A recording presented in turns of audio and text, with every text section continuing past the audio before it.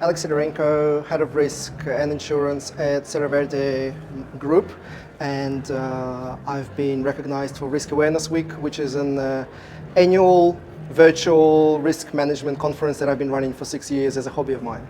It's an amazing feeling. I'm very passionate about what I've been doing for the last 6 years of bringing risk awareness and risk knowledge to thousands and thousands of people that are watching the conference. So it makes me very, very proud of what I do. So this is one big thing that I've bet on.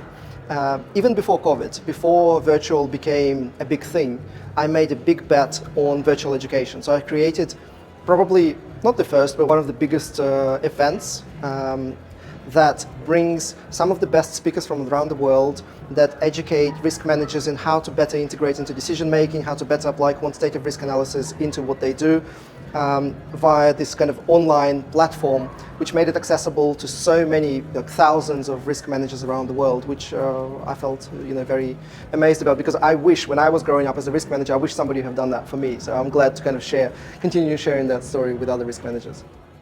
I hope that the biggest message participants of the Risk Awareness Week and just risk managers in general take away from the event is that the real value of risk management comes when you integrate it into existing processes and existing decision making.